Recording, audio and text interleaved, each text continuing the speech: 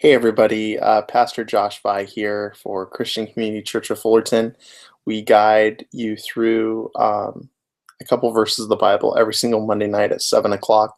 We're so glad that you join us each and every single night, or if you're joining us at any point during the week, thank you so much. We've also been providing an accompaniment devotional to these Bible studies. This week we do not have such a devotional because our associate pastor, Christian, who writes those, is off this weekend, and we'll be sure to include one next week when he returns. Tonight we're looking at the subject of time, how you think about your future, how you plan for your future, how you consider time, and we're going to be looking at James chapter 4. So while you're turning over there, I want to share kind of a heartfelt story about a wonderful person. Her name was Christine Alexander, and we actually lost her today. I had the deep honor of being with her family this afternoon as we said goodbye to a wonderful woman who lived to be 93 years old and saw 5 generations of her family. And one of the most incredible things was visiting her at her house last year, and she had a framed photo of her daughter, her granddaughter, her great-granddaughter, and her great-great-granddaughter. And she just beamed with pride to have lived long enough to see so many generations of her family come to be. And maybe you know someone like that. Maybe you know someone who had an impact in a very short amount of time that they lived. Being in the ministry, I have gotten to know people who have loved ones who have departed all different kinds of times in their life.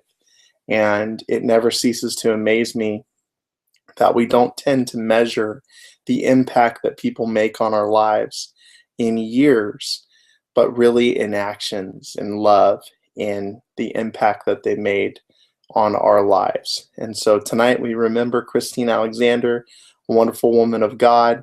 We ask that you keep her family in your prayers as they go through this time of loss, and our church as well as we go through this time of loss. And she really provides a very interesting and poignant example of what we're looking at. What does it mean to value the time that we have? And James chapter 4 has a very interesting vantage point on this for us to look at, because so many of us, we tend to, and this is understandable, we tend to value life in terms of quantity. We want to live as long as we possibly can.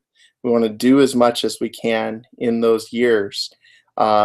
If you watch television for any length of time, you will find all sorts of commercials, and one such commercial has to do with planning for your retirement, planning for your future. In fact, no matter what channel you are on, you're inundated with those types of commercials because that is such an important concept. That's always on people's minds. Are we planning enough for our future because we want to live long? And indeed, on average, we are living longer.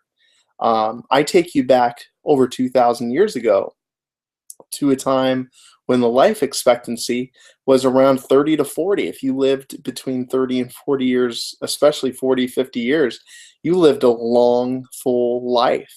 They couldn't have imagined, many of them, living as long as we have today.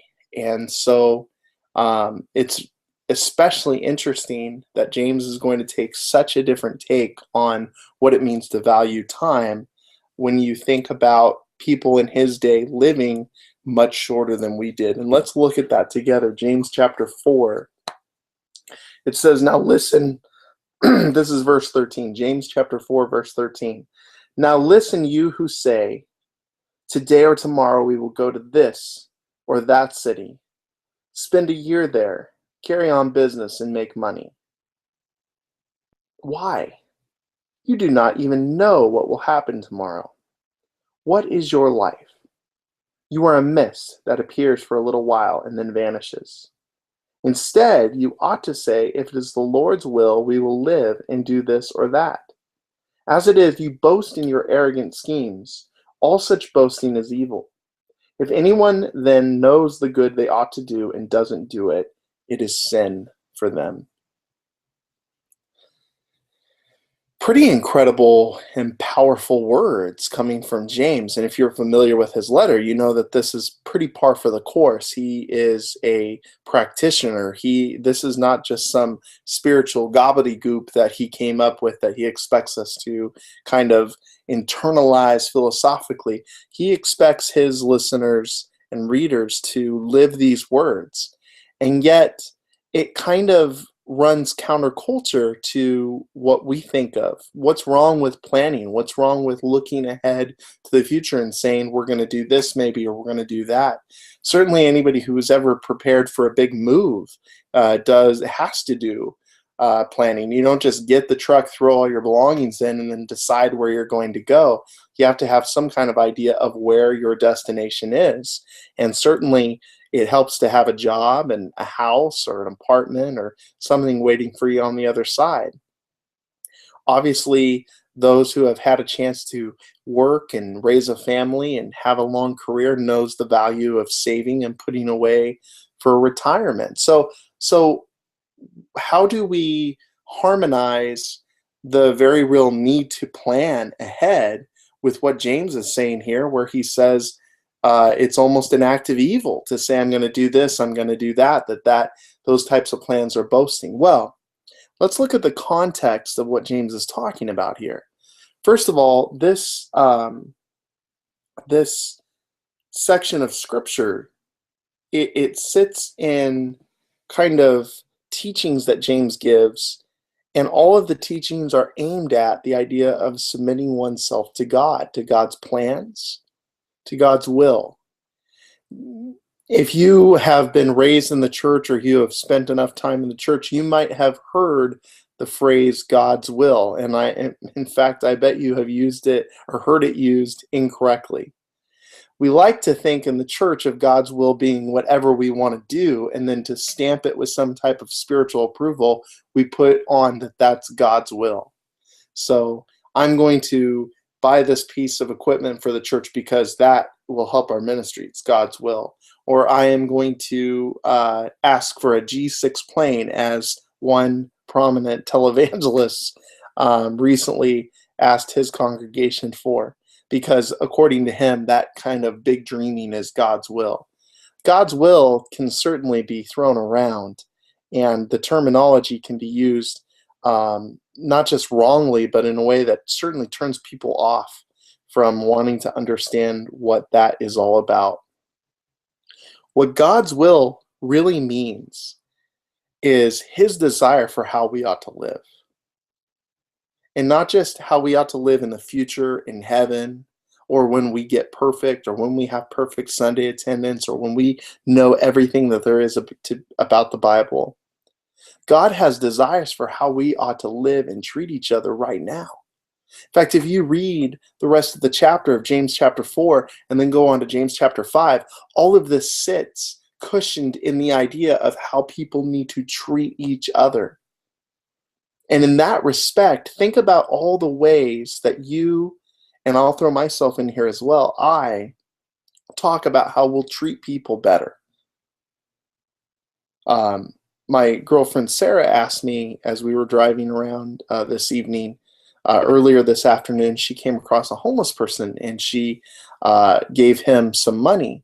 She asked me what I thought about that.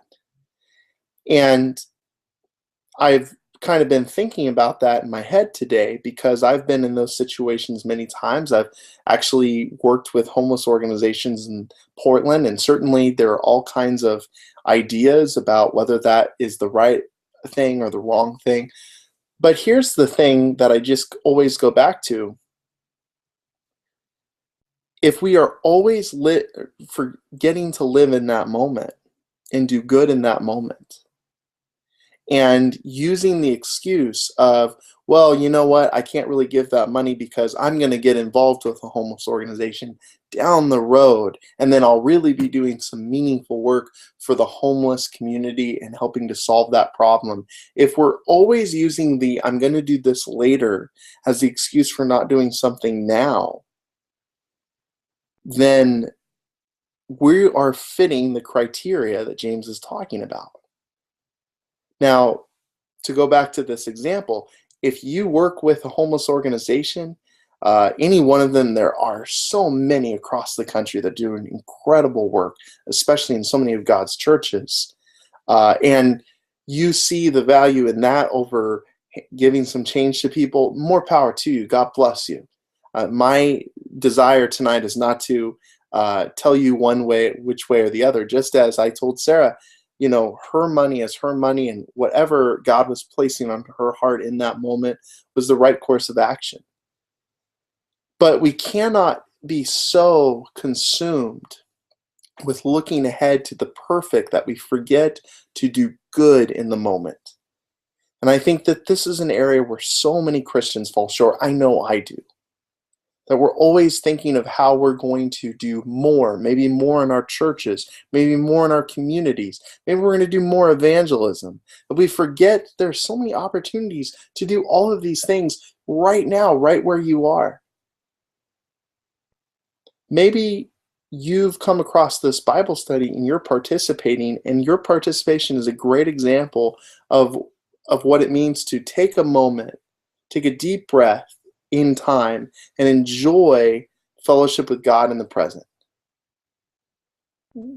I've unfortunately over the years heard so many, especially young families, talk about how they just can't get to any church, much less ours, but any church, because of all the obligations that are poured on them on Sundays, from kids' soccer games and baseball games to other family-oriented events to work to everything. And honestly, today we're living in a much different time and place than we were 20, 30, 40 years ago. The societal norms have changed. And in many ways, they've changed for the better.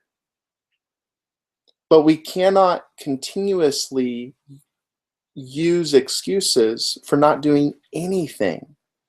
And that is really going to the heart of what James is talking about. We can abuse the idea of planning for the future as a means for forgetting our obligation now to live as God desires us to live. And so, one thought I want to leave you with right now, as you think about this Bible study, as you think about what James is saying here, is what are some things that you know you need to take care of in your spiritual walk that you've been putting off? Maybe it is becoming a member of the local church and getting involved in the ministry. Maybe it's calling people who you need prayer, and I've done this. I'm a pastor and I've done this. I've said I'm going to call that person later. Now isn't the right time. I'll call them tomorrow when I have more time. What are some things that you abuse time for, that you all too often get out of your obligation to do right now? Now, you probably are thinking of a few of them. Choose one. Take one. And commit to doing that right now. If you even want to stop listening to this Bible study and go and do that, go for it. At some point, we've got to stop putting off the litany of things that we know are going to grow us spiritually and bring us closer to God and His church and our communities. And we've got to take care of those while we have time. And that is perhaps a very important thing to remember. We do not know how much time we have. And that just doesn't apply to life. Life is incredibly precious, and we shouldn't throw that concept around. But we don't know how much time we'll have with each other, in a particular friendship, in influence that we have in our jobs or in our schools or in our communities. I've had the immense privilege to be a part of a master's program at California Baptist University. And as I start a new round of classes, my time in that program is drawing to an end. And I know once I graduate from there, will I try to keep in touch with some of my course mates and professors? Sure, but other relationships are going to come in. Other things are going to come in that demand my time. And so I need to look at this moment that I have in that program with those people as precious, as important for making an impact and being a blessing in their life. All of this comes back to what James is talking about. If we continuously put things off, and in a boastful way where we're going to make everything perfect tomorrow, to make excuses for not living according to God's will today, then we are going to squander the time that we have. And in many ways, James says that's a sin. It's a sin to not take advantage of the great opportunities for living according to God's will that we have. So whatever list you came up with, I came up with some ideas of my own. Let's take one or two of those ideas and really commit to doing those. Maybe that's an exercise that you'll do for the rest of this week. Maybe that's something that you can do this evening. Maybe it's calling someone and making a relationship right. Maybe it's going down to your local store and buying a card and sending it to somebody who needs it. Maybe it's this next Sunday at your local church, becoming a member of your church and following up with how you can be more involved in that ministry. However or whatever that thing is for you, see the advantage that you have and seize the opportunity that time is affording you now. And in all things, do it to God's desire. Thank you so much for listening to this Bible study, for watching and participating, and we will see you next week. God bless you guys.